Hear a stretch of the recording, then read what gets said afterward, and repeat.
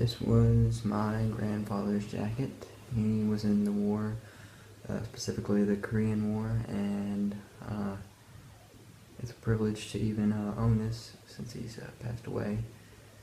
And he was a very amazing man. He always had so many amazing stories to tell me when I was a kid, and so getting to wear this for this review really means a lot.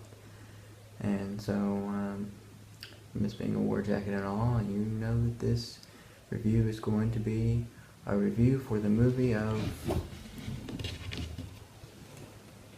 Dunkirk.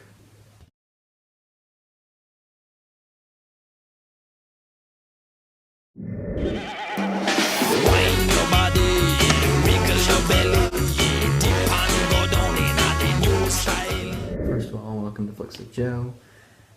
I'm Joe and I love talking about movies. And today's movie I'll be talking about is Dunkirk. This movie is generally not a movie that I would watch more than one time. For that reason is because it is very serious, true story, and it's not like any other movie in terms of telling a true story or historical event.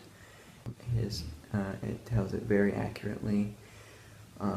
Christopher Nolan does a beautiful job of directing this movie, and the cinematography is the most beautiful cinematography ever put to film, especially for a historical event type movie like this one. The cinematography is just stunning. I couldn't take my eyes off of it, even when I was a little bored, per se, when I was watching this movie. The first hour or so is a little boring, but then once everybody's in their situations, the pilots up in the sky fighting the German pilots, and Harry Styles' character with the other guys going from ship to ship that keeps exploding, and they have to go in the water, go to another ship, it explodes, they keep going, moving and moving. And of course the old man and his son and another guy, George, they go out on a boat to save people from the events of Dunkirk. A British person is in the water, they go and save them. So there's the pilots, there's the guys going from ship to ship, there's the father and son and another boy on his ship going out and saving people. And then there's the admirals back at the base on the beach looking for ships to come in and rescue their soldiers and people that have been harmed. And that's basically the four plots in this movie, and what the events were like at Dunkirk. That's all that was going on, and it didn't feel like there was any hope whatsoever. And is this a movie that I'm probably going to buy on DVD or Blu-ray? No, probably not. Maybe. I'm not really sure. But this is not really my type of movie.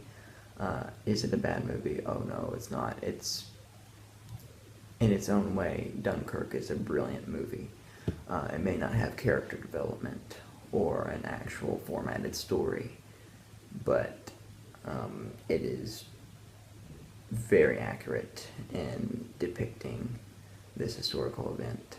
Everything that happens, from the planes crashing to people, the way people died, the way it happened, everything. It's amazing in terms of that. But for me, I don't know, I'm sort of like the reviewer Jeremy Johns. I kind of need characters to latch onto to care about them and stuff. But as Chris Duckman said, that you're not supposed to do that in this movie. You're not supposed to just find some characters to latch onto and get some development out of them, because this is not a movie where characters are just standing around talking to each other. No, and the reason this movie is brilliant and doesn't have that in there, or the reason why it's still brilliant, and and doesn't have that is because of just how much dedication he put into this movie and how much hard work he did.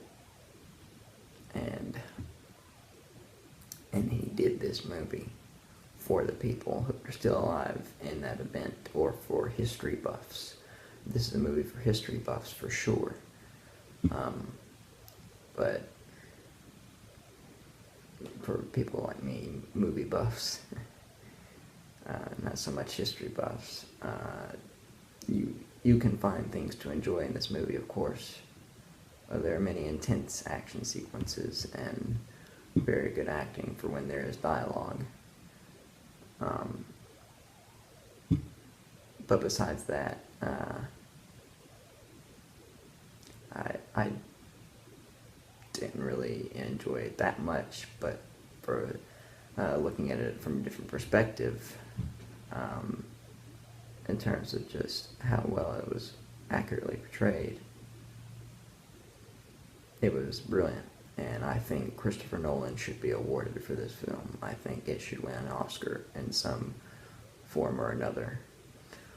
But anyways, guys, that is my review of Dunkirk. I have a review out for the Emoji Movie next weekend, along with Detroit. So there'll be a double movie review next weekend, an Emoji review, and a Detroit review. So I'll expect those two next weekend. Yeah, I'll try to do as many reviews as possible before I go back to school. Don't forget to like, comment, and subscribe. Savvy. And I'll see you on the next film adventure. Alright guys, see you guys next time.